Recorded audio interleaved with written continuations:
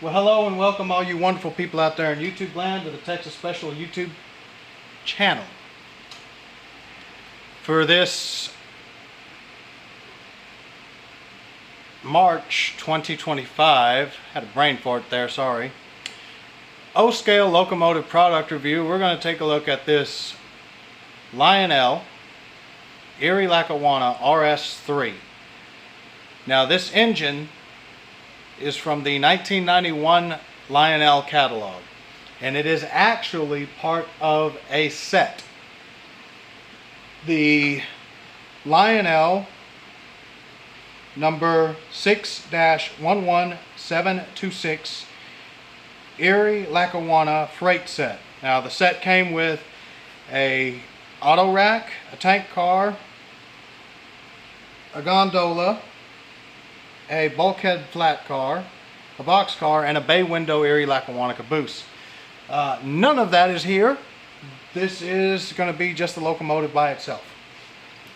Now the locomotive features interior cab illumination. It features operating headlights on either end of the engine. It does have a horn, but it does not have any prime mover sound, so there's not a full sound system on board.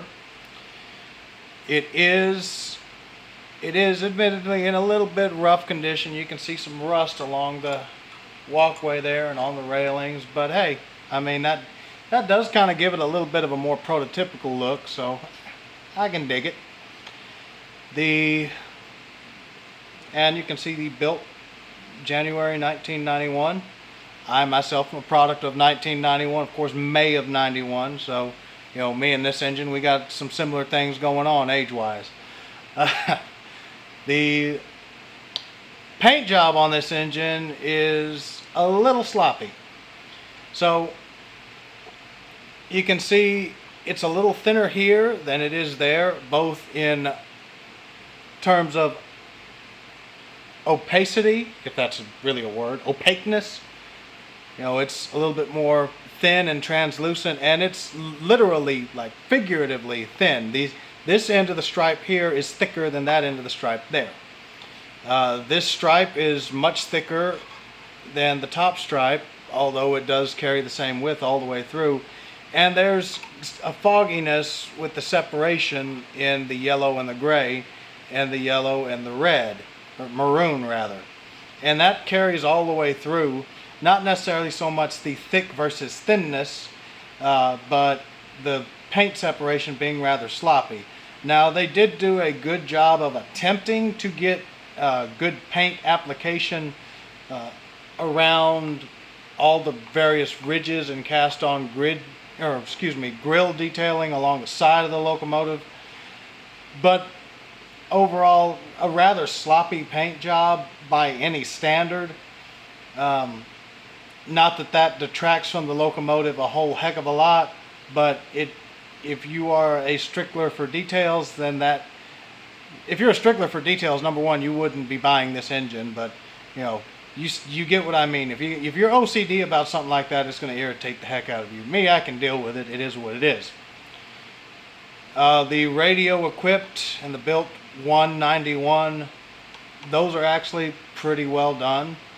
The 8906 is kind of at an angle on these number boards here, which are not illuminated. You have corresponding 8906 number, and all throughout the engine you have loads of cast-on grill detailing, and of course the hinge detailing, which is a little oversized for the hood, for the doors along the long hood, and of course the latch detailing for the doors along the long hood and the short hood as well. The walkway at one time was smooth. Now it's not so much with the surface rust. You can see the main reservoir detail here, the fuel tank detail here, some cast-on storage like toolboxes here. The trucks are actually the best detailed item on this engine, which is kind of crazy, but the trucks are the best detailed item. You have the prototypically accurate, albeit kind of Spartan in detail, Alco type road switcher trucks with brake cylinders, 2 per truck per side. You have the journals, you have the leaf springs, you have the little drop down little sway bar looking thing there. The trucks are, as I said, the best detailed item on this locomotive.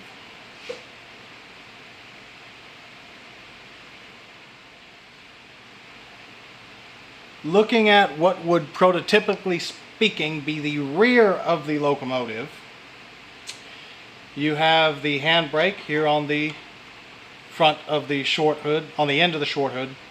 You have the headlight, which I believe is the correct arrangement for Erie-Lackawanna. You have this door, which led to a steam generator, if I'm not mistaken, with cast on hinge and latch detailing. You have the screw that holds the locomotive shell onto the frame of the engine. You'll notice, and I forgot to mention it earlier, but you have the, of course, stamped sheet metal type hand railings all the way around the engine. Oversized, not very prototypical looking, but this is not a scale locomotive model. This is an 027 train set type, a starter set type engine. What most people would traditionally think of when they think of Lionel toy trains. Excuse me. You have the cast on grab irons here. The pilot, which of course is attached to the trucks and the couplers, it's all one piece. This engine will operate on 027 curvature track, and it came with 027 gauge track with 027 curvature. You have the plastic operating magnetic knuckle couplers with the little metal disc right here for use with a Lionel or similar magnetic uncoupling track section. And of course you have the manual uncoupling tab here on the side of the coupler. Along the pilot, on both ends of the pilot, on both ends of the locomotive rather, you actually have some fairly good cast-on detailing. You have the MU hoses here, you have some grab iron detailing on either side, and you have the little ports for the MU hose, the other ends of the MU hoses.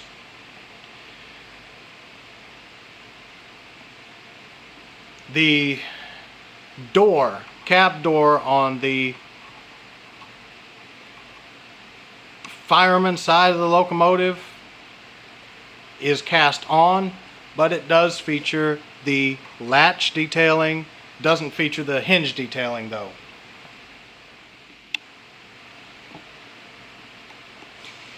Here we see what is, prototypically speaking, the front of the locomotive.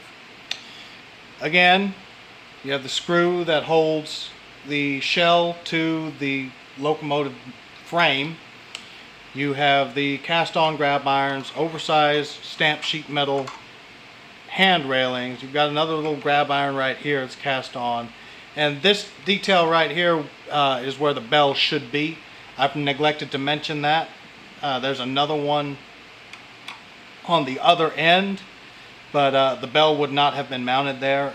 In the real world, the bell would have been mounted right here for an Erie-Lackawanna RS-3. You can see the single chime air horn right here along the front of the cab, which demonstrates to you that this is actually the front of the locomotive. Again, prototypically speaking, it's the front of the locomotive.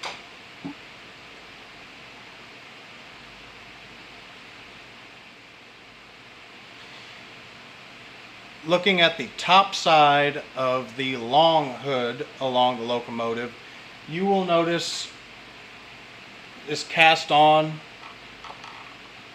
grill covering what would in real world be the locomotive, the fan for the locomotive's cooling system. A cast on smokestack, non-operating smokestack, or exhaust stack rather, with a cast on grill detail. Some more cast on grill detailing here, and some cast on lift rings here and here, as well as some rivet detailing around the panel that the exhaust stack is attached to. Moving over to the long hood of the locomotive, you'll see a couple more lift rings that are cast onto the engine and a grab iron right here. A little off center from the grab irons molded onto the corner of the locomotive, but 027 toy train type engine, you know, you're not going to get scale perfection out of it.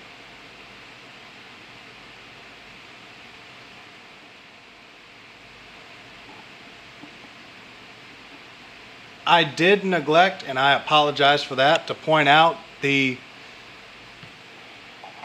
cast-on grill detailing here on the rear of the locomotive for the air intake, for the locomotive air intake. That would have been the actual air intake for the diesel engine itself. And you also have a cast-on door back here opposite the front corner here, just like it would have been in the real world.